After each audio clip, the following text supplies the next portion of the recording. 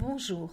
Dans cette période bien particulière de confinement, où nous fuyons toutes et tous le Covid-19, les éditions Koiné ont décidé de mettre en valeur ces autrices et auteurs.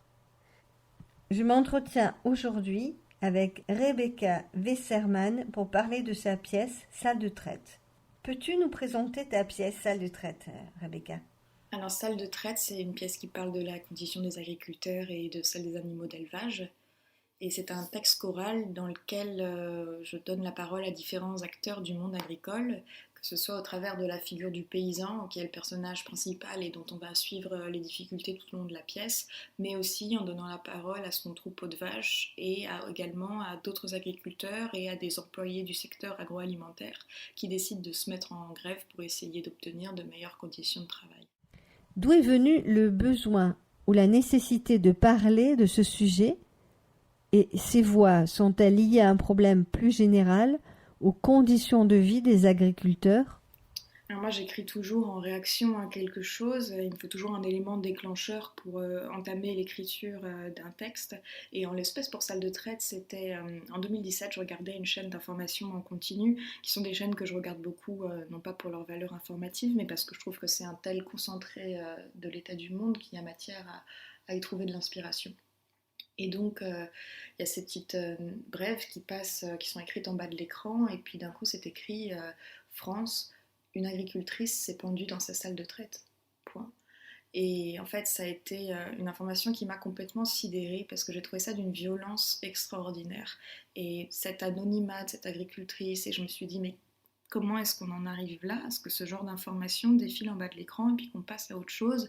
Et qu'est-ce qu'il y a à aller creuser derrière cette information, qu'est-ce que je peux en faire, comment parler en fait de la souffrance du monde paysan qui est réel, et comment est-ce que je peux essayer, parce que moi je considère qu'une grosse partie de mon travail c'est essayer de donner une voix à ceux qui n'en ont pas ou à ceux qu'on n'entend pas, et comment est-ce que je peux essayer de faire quelque chose, écrire quelque chose qui permettrait d'en parler à mon échelle bien entendu, mais en tout cas de ne pas rester les bras croisés face à ce type d'information.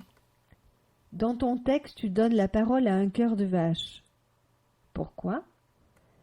À quoi correspond cette écriture chorale et ce cœur de vache prend-il une importance capitale dans le traitement de ta pièce? Pourquoi les animaux se mettent-ils à interpeller Donner les la hommes? parole aux vaches, en fait, ça a été quelque chose qui a été très instinctif pour moi dans l'écriture de ce texte. C'est pas quelque chose auquel j'ai réfléchi avant, en fait. Et d'ailleurs, c'est le cœur des vaches qui ouvre la pièce. A posteriori, je dirais que comme je disais tantôt, moi, une grande partie de mon travail, c'est d'essayer de donner une voix à ceux qui n'en ont pas. Et donc, il est assez évident que les animaux et les animaux d'élevage, en l'espèce, n'ont pas de voix humaine pour pouvoir communiquer avec nous.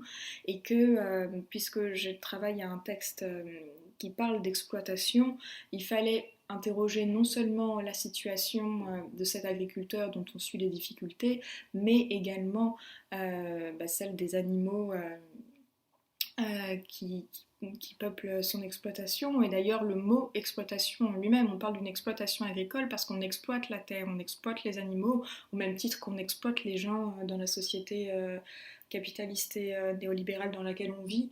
Donc en fait, c'était une espèce de structure un peu pyramidale, de se dire d'accord, il y a des gens qui sont exploités, est-ce qu'on n'est pas dans un système qui entretient en fait une forme d'exploitation où on trouvera toujours quelqu'un en dessous de nous qu'on pourrait exploiter d'une manière ou d'une autre?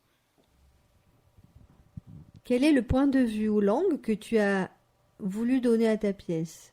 La réflexion principale qui en ressort d'après toi, est-ce la traite qui est interrogée? Est-ce l'absence de vaches dans les prés? Alors je me méfie toujours de l'idée de message et de l'idée d'un théâtre qui délivrerait des messages, parce que moi je suis pas là pour faire la morale aux gens ni pour leur dire ce qu'ils doivent penser, et je n'ai d'ailleurs aucune forme d'autorité ou de légitimité qui ferait que mon point de vue serait plus valable qu'un autre. Je crois que mon travail c'est de poser des questions et de surtout pas y répondre, et d'essayer d'ouvrir à partir de choses qui moi vont m'interpeller, des pistes de réflexion, et puis ensuite tout un chacun en fera bien ce qu'il veut et pourra éventuellement réfléchir autour de ces questions et voir son point de vue évoluer d'une manière ou d'une autre, mais ça c'est quelque chose qui ne m'appartient pas. Après, il y a un postulat de départ dans mon travail qui est que on vit dans un monde donné et qu'il est possible, voire même nécessaire, d'essayer de penser ce monde autrement, en tout cas d'interroger le monde dans lequel on vit, ça c'est sûr. Pourquoi ce théâtre-là et pas un autre? Comment le qualifierais-tu? Si tu devais choisir entre plusieurs formes, cette pièce serait-elle un théâtre dramatique, documentaire, un théâtre politico-écologique, ou peut-être tout cela à la fois? Qu'en dis-tu? J'écris des romans et des pièces de théâtre et en fait je choisis pas la forme en amont, c'est-à-dire qu'il me semble que la forme est contenue dans l'idée et que je vais donc parfois avoir une idée qui va se matérialiser sous la forme d'un roman et d'autres fois une idée qui va se matérialiser sous la forme d'une pièce de théâtre, mais c'est pas un choix que je fais avant l'écriture. Et de manière générale, je crois pas que l'écriture soit quelque chose d'intellectuel. Pour moi, c'est vraiment mettre des mots sur des sensations, c'est quelque chose de très organique et donc la forme apparaît après le fond, si je puis dire. Après, pourquoi est-ce qu'on écrit de manière générale? Ben ça, c'est quelque chose que j'ai pas choisi non plus. C'est quelque chose qui est là, à l'intérieur de moi, et qui est en fait, je pense, mon seul moyen, mon meilleur moyen de réussir à dire quelque chose du monde, essayer en tout cas de donner un sens pour moi au monde dans lequel on vit et puis à la vie en général. Rebecca, puisque les éditions Koiné défendent des textes qui parlent de notre époque, comment situerais-tu Salle de traite dans notre monde actuel si compliqué? Salle de traite, c'est un texte qui est d'actualité évidemment parce qu'il parle de la question des agriculteurs et de celle des animaux d'élevage qui est une question contemporaine, mais aussi parce que sur le fond, il parle de mouvements sociaux et des moyens d'organiser une lutte contre un système néolibéral qui broie complètement les gens et en particulier les travailleurs dans ce texte-là et qui donc restera d'actualité tant qu'il y aura des droits à acquérir, des combats à mener, tant qu'il y aura des injustices et des inégalités. Mais c'est aussi un texte dans lequel j'essaye de parler d'espoir et de dire que il est possible de penser un autre monde, il est possible de trouver en nous des ressources qui nous permettront de faire évoluer le monde en faveur des gens qui le peuplent et pas en faveur des intérêts marchands et financiers exclusivement.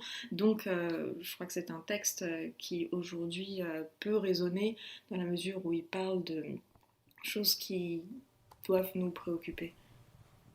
Je vous remercie d'avoir été à notre écoute et te remercie toi, Rebecca, pour ce moment passé en ta compagnie. À très bientôt.